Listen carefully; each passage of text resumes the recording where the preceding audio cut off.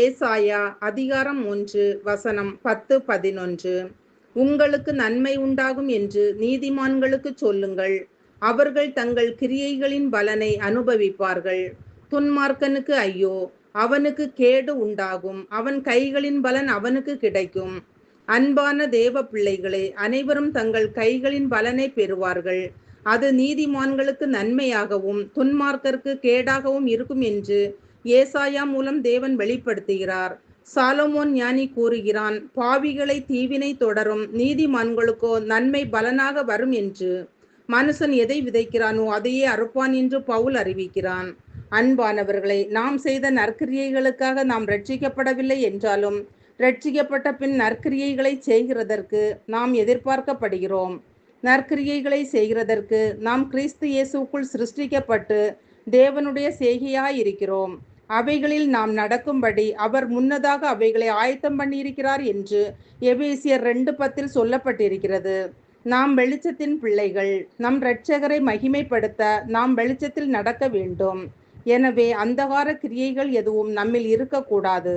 பிரியமானவர்களே, நம்முடைய கர்த்தராகிய இயேசுவை முழுவதுமாக சார்ந்து எல்லாவற்றையும் செய்தால் அந்தகார கிரியையெல்லாம் நாம் நிச்சயமாய் தவிர்க்கலாம். தேவன் பாரபட்சமற்றவர்.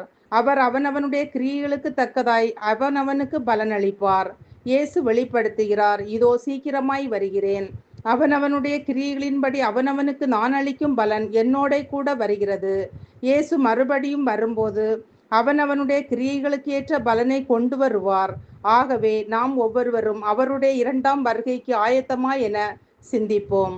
ஜெபிப்போம். அன்பின் பரலோக பிதாவே, இந்த நாளுக்காகவும் இந்த சத்தத்தை கேட்கிற ஒவ்வொருவருக்காகவும் உமக்கு நன்றி அப்பா.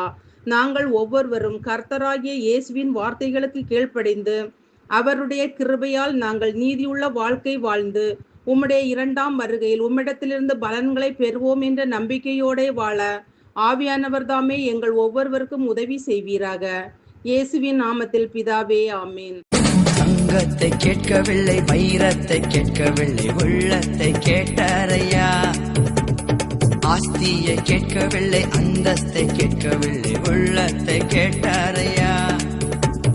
தங்கத்தை கேட்கவில்லை, வைரத்தை கேட்கவில்லை, உள்ளத்தை கேட்டாரையா. ஆஸ்தியை கேட்கவில்லை, அந்தஸ்தை கேட்கவில்லை, உள்ளத்தை கேட்டாரையா.